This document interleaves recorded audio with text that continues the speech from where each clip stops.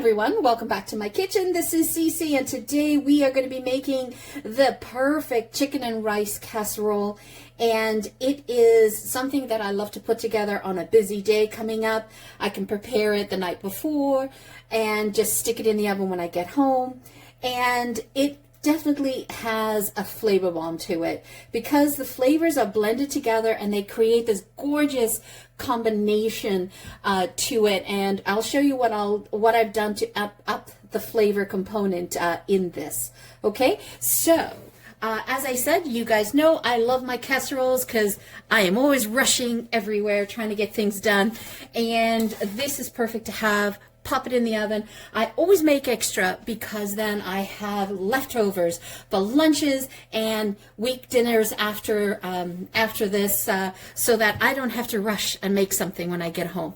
All right, so very simple. All right, let's go through what we need. All right, really simple. I have chicken thighs here with the bone. It's key. Make sure you use the bone because that's where all the flavor component is going to be. And then what I did was I trimmed it. Let me show you here. I trimmed it. I got all of the excess fat off of it, and I trimmed all the excess skin around it, and then I pat dried it, and then put in some Mrs. Dash, original Mrs. Dash. I love the Mrs. Dash. They have so many different flavor components, but I love the original one because it has a bit of a citrus note to it, a bit of a peppery note to it. It's just right. So that's what you're going to need here. Now, how many chicken thighs? I'm using chicken thighs with bone in it, but you could definitely take a whole chicken, a whole fryer chicken, broiler fryer chicken, cut that up, use that. Or you could do this recipe with maybe chicken the little chicken drumlets. That also works as well, okay? But I wouldn't use chicken breast here. It's just expensive cut, and it dries up, so why not just stick with these? And you definitely want to stick with the skin on, because the skin on, we're going to brown it, and it's going to create this beautiful Maillard reaction and give extra flavor to the dish. And we're going to need, I have 2 small onions here. I love purple because I like to see the color, and I like them in slivers so that I can see that in the dish. I'm looking for different sizes of veggies that I put in to the dish compared to the rice, right? So just simple ones in here. And slice that up. And then I have 2 large ribbons of celery, and I diced those, not very small dice, but enough here. So enough to be able to have a crunch, and two medium carrots on there, same idea. And so that's the veggie component. Now we're going to need 1.5 cups of long grain uncooked rice, okay? And then we'll give that a rinse before we use that. You're going to need 2 1/3 cup of water. Now this is where I substitute the water with chicken stock, or you can do vegetable broth. This happens to be a vegetable broth that I had, so I substituted that. You could even do beef broth. You want to change the liquid, replace the water with something that has a flavor component. It does make a huge difference on the final product. Trust me on that. And then you're going to need 1 cup of milk. Yes, I know it sounds weird, but trust me on this process. 1 cup of milk, and I've got 1/4 cup of flour.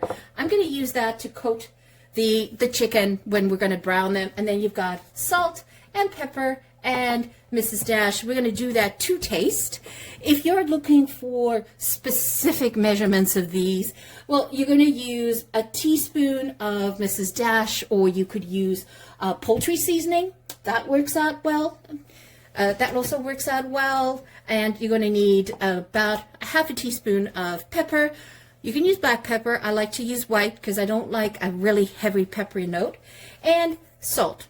So probably a teaspoon of salt, or to taste. So that's basically what you need. So what we're going to do now is do a quick preparation, and we're going to brown the chicken, okay? So what I like to do is I just grab any container. Oh, just get some room, because I like to put everything out on the board for you guys to see. Okay, so I literally just do this. Nothing special. I literally just go like this, and I try to do it on all sides. And by the way, I had the chicken marinating for about 20 minutes. And the reason why I do that is because I wanted to gain the flavors of the seasoning that we put on, right? The longer you can get to marinate your meat, the better. It's all about those layer components that we're putting in. We'll dust off the excess flour when we go to put it in to brown, so don't worry about that. I just like to be generous in here. And then this excess flour, do not reuse, just that gets tossed, okay? Okay, so I think we're good. All right, so let's move over to the stove and get this browned up. Let me wash my hands first. Okay, so just add in some olive oil, or you could use just a plain vegetable oil. I like to put butter and olive oil just because it's got some really nice flavor to it. So make sure that before you add the chicken into the fryer, just shake off all the excess flour and then put the skin side down.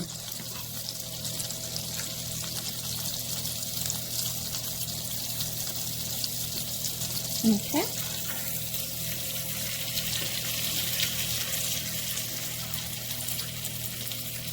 And we're not looking to cook, basically fry the chicken, because that's going to finish off in the oven.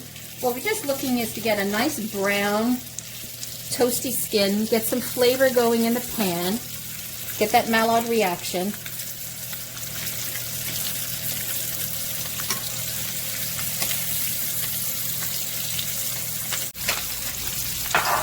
All right, so we'll let that go. The chicken will tell us when it's ready to be lifted and turned. All right, let's check the chicken.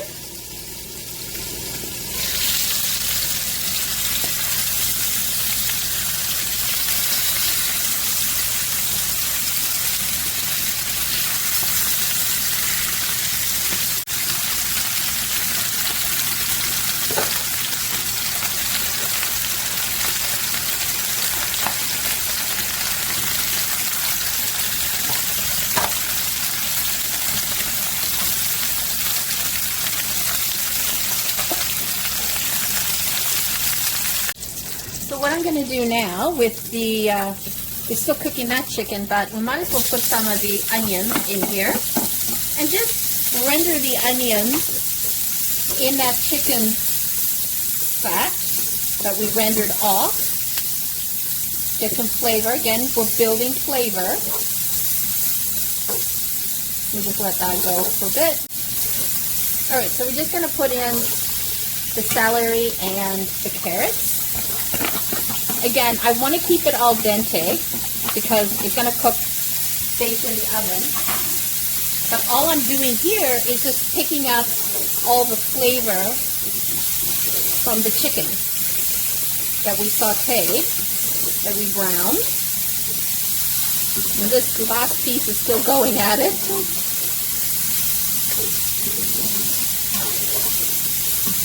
Doesn't that look wonderfully colorful? I love that. Okay, so we're ready now to assemble everything. Let's move over. Okay, so there you see the chicken all cooked out. So what we're going to do, just to make life a little bit easier for me, I'm just going to pour in all of the vegetable broth. I'm using vegetable. If you're using water, then it's your water, or whatever flavor component you want. Then you're going to put in 1 cup of milk.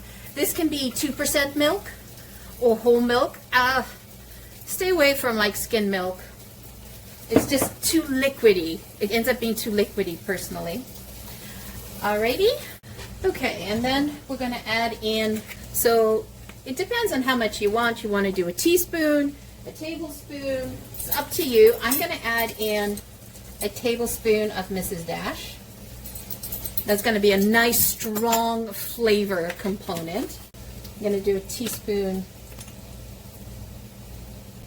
of white pepper, right? Because look, we've got quite a bit. We've got quite a bit of chicken, quite a bit of rice, some veggies, and I'm putting in half a teaspoon of salt, and I'll taste that afterwards. Okay, so let's stir this. Okay, and I'm just going to do a quick rinse on the rice, and then let's pour in, whoops, the rice. Okay, let's set that aside. Okay, so I have the oven on at 350. This is what we're going to do, is we're going to bake this at 350. So first thing we're going to do is we're going to pour in the rice and the liquid. This is a great little recipe to know. I'm just going to mix everything together. Okay, so we're going to just take these veggies, add them in, get all that flavor, and that's going to bejewel the rice. You'll see, it'll be amazing. See what I mean by having the different colors of the veggies in here? And then you're just going to take all of your chicken and you're just going to nestle them on top of the rice. You want skin side up. It's great to have the bone there because the bone acts as like a cantilever to be on top of the rice. Just right, just the right amount of chicken thighs that I picked up. Put that back in there. That wonderful flavor. Now you could have left more chicken fat on the thighs and you would have rendered a lot more fat in here, but I was trying to find a balance on this. Okay, and now I actually am going to taste the liquid. I always taste. I taste it for seasonings. Nice. This is sweet paprika. I like to do a little bit of a dash of sweet paprika, and that's one, it gives me some nice color on the top. Because we all eat with our eyes, right? Well, I would say I eat with my eyes. It has to look good for me to like go, oh, I want to delve into that. All right, it's ready to go. So all we're going to do, okay, so what we're going to do is we're going to cover it and bake it for 50 to 55 minutes. I mean, until the chicken runs clear, right?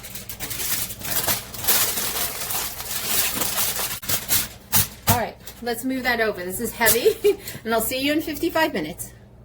So there you have it. The chicken and rice came out lovely. Let's move that over. You can see the rice here. Just use your fork to spruce it up. Let's give the rice a try. That is flavorful. That is really nice. And then let's look at the chicken. Nice and moist. Cooked all the way through. Oh, that's flavor. That is really good. That is definitely flavorful. So there you have it, a gorgeous tray of chicken and rice, and it is so flavorful and it's so easy to make, and it will save your bacon if you had this prepared the night before. When you get home on a busy night, stick it in the oven, you're good to go with dinner with a salad and some bread on the side. Highly recommended. So hope you guys enjoy it. Once again, thank you so much for joining me. If you're new to the channel, welcome. If you have not yet subscribed, hit that subscribe button, hit that like button, hit the bell notification. We are trying to grow this channel, and we're trying to hit it over 1,000 subscribers in the next couple of months, and we're looking for your support. So once again, thank you so much for joining me. Have a fabulous day. Ciao for now. Don't forget to hit subscribe.